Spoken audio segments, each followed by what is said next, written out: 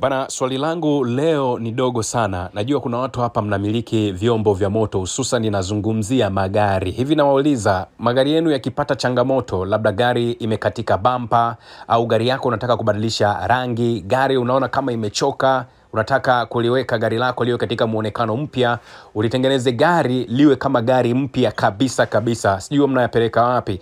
Sasa leo nimekuja na mwarobaini wa changamoto za watu ambao mnasumbuliwa na shida kwenye magari yenu. Shida ya aina yeyote ile.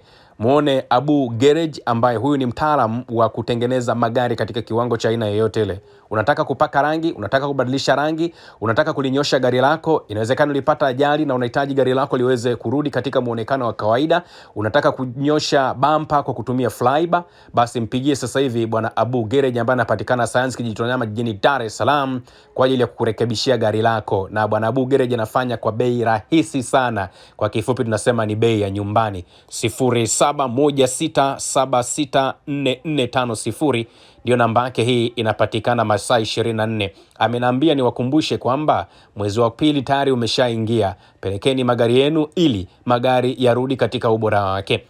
Abu Garage bwana ananipeleka huko Mashariki ya Kati. Tunazo taarifa ambazo zinahusu mpango wa Irani ambapo wamezindua mapango ya siri chini ya maji karibu na Ghuba ya Hormuz, na Irani imetangaza uwepo wa njia za siri za chini ya maji karibu na Ghuba ya Hormuz, hatua ambayo inaonyesha kwamba wako tayari kukabiliana na uwepo wa kijeshi wa Marekani katika eneo hilo. Jeshi la Iran IRGC linasema zile missile cruise zenye urefu wa zaidi ya kilomita 1000 zimewekwa katika mapango hayo ambazo zimewekwa kwenye hiyo Ghuba ya Hormuz. Lengo ni kukabiliana na meli za Marekani katika Ghuba ya Uajemi pamoja na bahari ya Oman. Onyo, usalama wa Hormuz hauwezi kuhakikishwa iwapo Irani itashambuliwa. Hali hii inaongeza mvutano wa kijiografia na inasisitiza hatari ambazo zinahusiana na njia kuu za biashara na usafirishaji wa mafuta duniani. Kwa hiyo wa Iran wako mbele sana. Sasa baada ya Iran kufanya mpango huo, tumeona Marekani wameionya hiyo Irani kwa kufanya hayo mazoezi pia ya kijeshi kwenye hiyo Ghuba ya Hormuz, na wakasema hakuna hatari kwa usafiri wa kimataifa. Jeshi la Marekani limeionya IRGC ya Irani kuwa halitavumilia tabia yoyote isiyo salama katika mlengo wa Hormuz.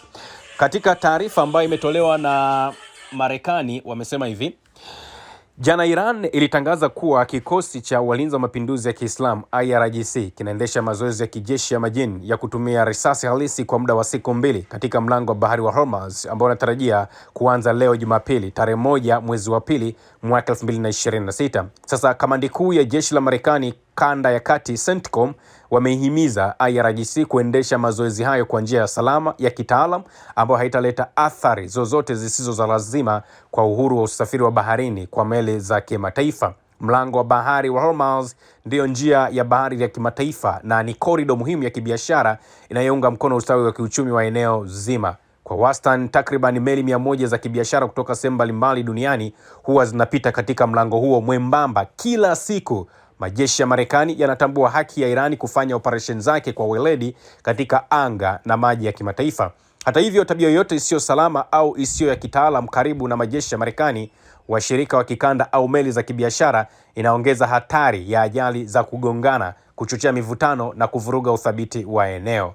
CENTCOM inasisitiza kuwa itahakikisha usalama wa askari wake, meli na ndege ambazo zinafanya operation Mashariki ya Kati. Haitavumilia vitendo visivyo salama vya IRGC, ikiwemo kuruka kwa ndege juu ya meli za kijeshi za Marekani ambazo zinaendesha operation za anga, kuruka kwa urefu wa chini au kwa silaha juu ya mali za kijeshi za Marekani bila nia ambayo iko wazi, boti zenye mwendo wa kasi zinazokaribia meli za kijeshi za Marekani kwa mwelekeo wa kugongana au kuelekezwa kwa silaha dhidi ya majeshi ya Marekani.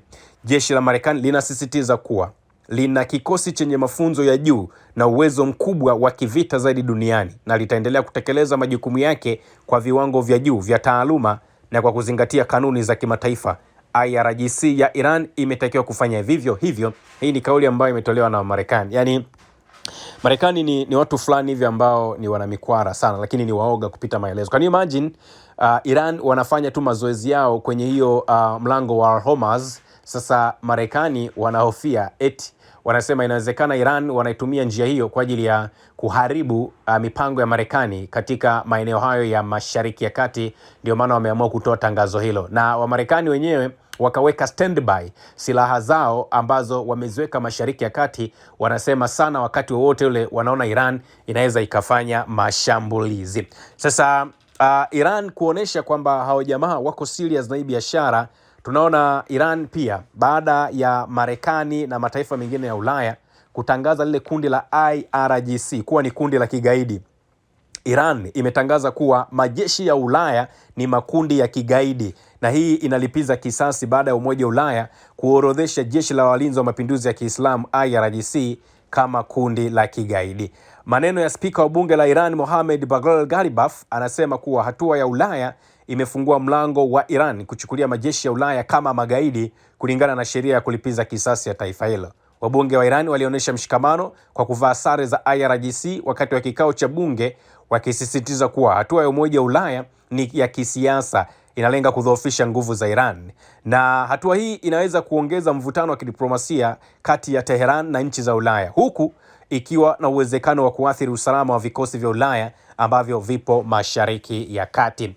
Kwa hiyo nadhani Iran inatuonesha mfano halisi wa mataifa ambayo yanajitegemea, namna ambavyo unatakiwa kuwa. Akikuletea vitisho unamjibu kwa hoja, na mwisho wa siku unamwambia ukweli kwamba sisi tuko tayari kwa lolote ambalo linaweza likatokea. Sasa ndugu yenu, baba yenu wa kambo, bwana Donald Trump amekuja na hoja nyingine ya kipuuzi kabisa. Mtakumbuka Trump wakati yale maandamano yanaanza pale Iran, alikuwa anatoa matamko ambayo tulikuwa tunasema ni matamko ambayo hayawezi kutekelezeka. Tamko la kwanza lilikuwa ni hawataki kabisa raia wale wanaoandamana wakutane na bugdha ya aina yeyote. Hilo lilikuwa ni la kwanza. Lakini la pili, Marekani wakaja na hoja nyingine kwamba Iran haitakiwi kuwaua hata kidogo wale raia ambao wamekutikana kwenye yale maandamano. Tatu, Marekani wakabadilisha upepo, wakaja na hoja ya kwamba hawataki Iran iweze kuendeleza silaha zao za nyuklia. Sasa leo rais wa Marekani bwana Donald Trump amekuja na taarifa nyingine. Anasema Donald Trump anatabiri kwamba Iran itatafuta makubaliano, huku Tehran ikionya kwamba haitaachana na mpango wao walionao wa kumiliki makombora. Rais wa Marekani Trump amesema kwamba anatarajia Iran itachagua kufanya mazungumzo ya makubaliano ili kuepuka hatua za kijeshi kutoka Washington, licha ya Tehran kuonya kuwa haitowahi kujadili au kuachana na hazina yake ya makombora.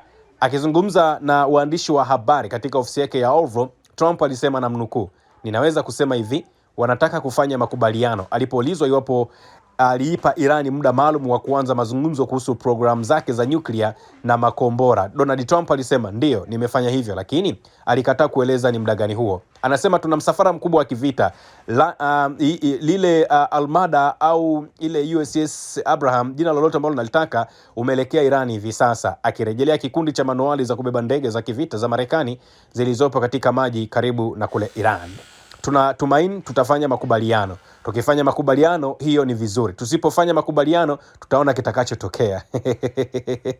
Trump alitaja kile alichokiita uamuzi wa Iran wa kusitisha mauaji ya waandamanaji baada ya ukandamizaji ambao mashirika ya haki za binadamu yanasema iliua zaidi ya watu 6,000 kuwa ni ishara kwamba Tehran iko tayari kwa mazungumzo. Akasema kufanya lililo sahihi. Washirika wa Marekani katika eneo hilo wameeleza wasiwasi kwamba shambulio lolote la Marekani dhidi ya Iran linaweza likasababisha kuyumba kwa usalama na machafuko ya kiuchumi. Afisa mmoja mwandamizi wa nchi za Ghuba ambaye alikuwa katika mawasiliano na utawala wa Donald Trump alisema Marekani imekuwa makini sana kufichua mipango yake. Akizungumza kwa sharti la kutotajwa jina, alisema, "Tunatumaini chochote kitakachotokea kitaishia kuleta uthabiti. Matokeo hayo yanaweza kufikiwa ikiwa Iran itafanya lisilo sahihi, na tunatumaini hilo litatokea." Wakati huo mkuu wa chombo kikuu cha usalama wa Iran, katibu wa baraza kuu la usalama wa taifa Ariel Arijan, alikutana na rais wa Urusi bwana Vladimir Putin mjini Moscow. Bado hakuna maelezo ya kina ambayo yameelezea juu ya mazungumzo yao, ingawa Moscow wamejitolea kuwa mpatanishi kati ya Washington pamoja na Tehran. Waziri wa mambo ya nje wa Iran alisema kuwa uwezo wa nchi yake wa ulinzi wa makombora hautawahi kuwa sehemu ya mazungumzo. "Tunafunga nukta." Abbas Araghchi alisema Iran iko tayari kuanza mazungumzo iwapo yatafanyika kwa usawa, kwa kuzingatia maslahi ya pande zote na kuheshimiana, alipokuwa katika ziara yake nchini Uturuki. Hata hivyo, alisisitiza kwamba, na nukuu, "Uwezo wa Iran kujilinda, uwezo wa Iran wa makombora hauwezi kuwa mada ya mazungumzo kati ya Marekani pamoja na Iran. Alisema kwamba hakuna mipango ya sasa ya kukutana na maafisa wa Marekani kuhusu kurejesha mazungumzo hayo. Na hivi karibuni maafisa wa Washington wanasema makubaliano yoyote yatalazimika kujumuisha kuwekwa kikomo cha hazina ya makombora ya masafa marefu ya Iran, kuondolewa kwa uranium ambayo imerutubishwa kutoka nchini humo na kuwapiga marufuku urutubishaji huru wa nyuklia. Selhan Afakan, mkurugenzi wa kituo cha tafiti za Iran IRAM chenye makao yake pale Ankara, alisema kujaribu kuunganisha makubaliano ya nyuklia na masuala mengine huenda ikawa ni jambo ambalo haliwezekani. Kwa sasa programu ya makombora ya ballistic bado ni mstari mwekundu, kwani ndiyo kiini cha muundo wa ulinzi wa Iran.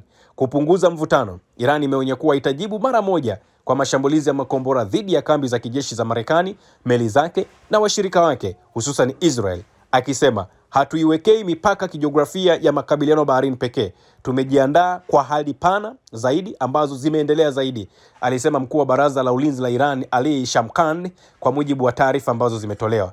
Waziri wa mambo ya nje wa Uturuki Hakan Fidan akasema kufufua mazungumzo kati ya Tehran na Washington kuhusu programu ya nyuklia ya Iran ni jambo muhimu ili kupunguza mvutano wa kikanda. Akizungumza katika mkutano wa pamoja na waandishi wa habari mjini Istanbul pamoja na Arachi, Fidan alisema Israel inaishinikiza Marekani kushambulia Iran na akaisi Washington kutoruhusu hali kama hiyo kutokea tena. Iran imeilaumu Marekani na Israel kwa maandamano ambayo yalizuka mwishoni mwa Disemba kutokana na malalamiko ya kiuchumi na kufikia kilele chake Januari 8 na 9, wakituhumu nchi hizo mbili kwa kuchochea operesheni ya kigaidi ambayo iligeuza maandamano ya amani kuwa ghasia ambazo zimetokea katika maeneo hayo. Kwa hiyo Wairani wenyewe unaona kabisa ni watu ambao wako ready. Wairani wenyewe unaona wanazungumza kauli ambazo ni za kiume, kauli ambazo zinazungumzwa na wanaume, kauli ambazo zinazungumzwa na mataifa ambayo yana viongozi ambao wanajua umuhimu wa mataifa yao.